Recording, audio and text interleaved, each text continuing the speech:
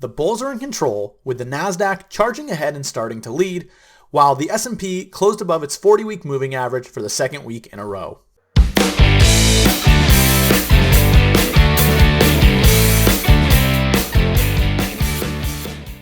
What's up, guys? It's Brandon with Amphibian Trading. Before we jump into tonight's video, make sure you hit that like and subscribe button so you don't miss any future updates. With that said, let's go ahead and get started. Last week, we went over the breakaway momentum signal that flashed on Thursday.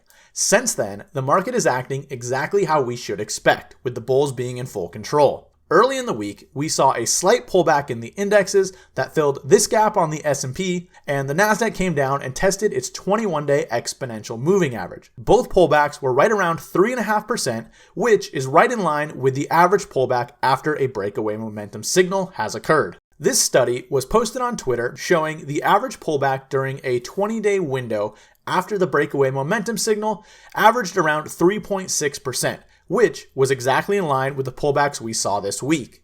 Now, for the S&P 500, we are still right below this trend line that's been a clear resistance.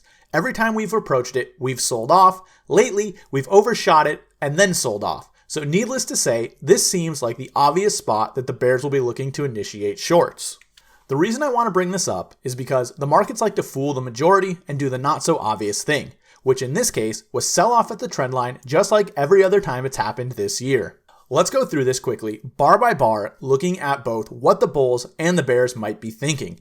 We'll start by looking at the previous week where we closed very strong right at the highs and definitely had people excited. Now, Tuesday morning, we initially moved higher, and anyone who was still on the sidelines who didn't buy anything already was left chasing extended stocks and probably experienced some FOMO. But as the day went on, the market sold off and closed back below the trend line, and that continued on Wednesday.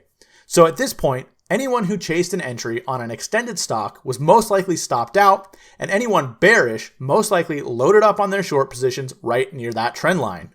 So what this does is create the perfect scenario for a move higher, which is still what I'm expecting. If we look at today's bar, we had a follow-through day on both the S&P and the Nasdaq, meaning anyone who was stopped out earlier in the week will be forced to buy again if we get follow through from here, and anyone who went short is going to be forced to cover their shorts, adding more fuel to the fire. Now, of course I could be wrong, and we could just sell off from here. However, during that midweek pullback, breadth remained positive, interest rates and the dollar remain in a downtrend, the VIX is under 20 and is being contained by its falling 50-day moving average.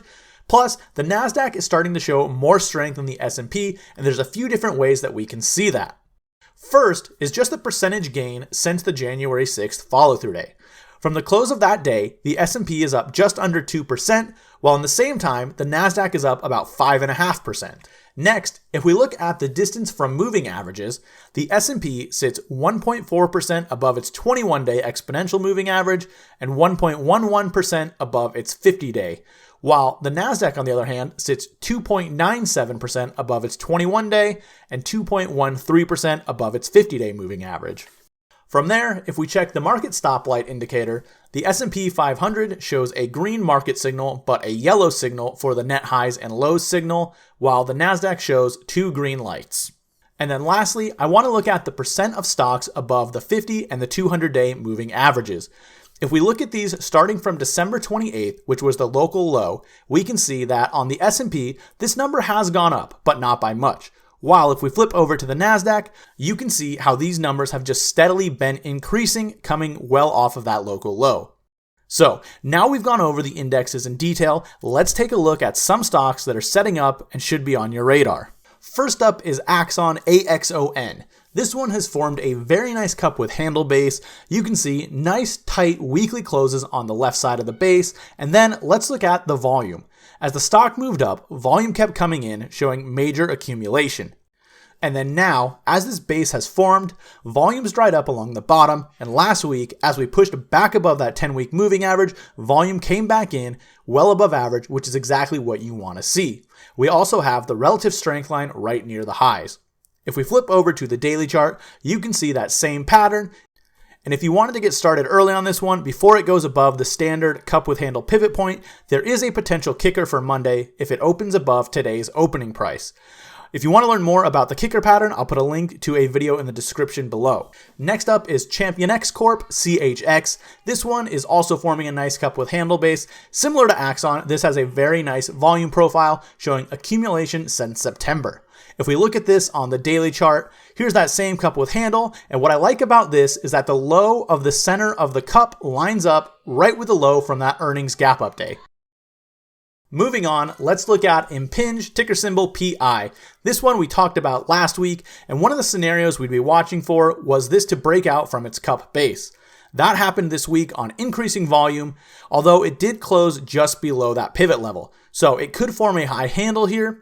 The relative strength line is at new highs, and if we go over to the daily chart, one thing I'll be watching for this is to pull back towards that 21 exponential moving average for a potential spot to add. So, to recap, the Nasdaq's starting to show leadership, and I do expect more upside. It's important though not to chase anything extended to avoid getting shaken out. So be patient, be precise with your entries, and thank you for watching. If you enjoyed this video or found any of the information useful, go ahead and hit that like and subscribe button so you don't miss any future updates.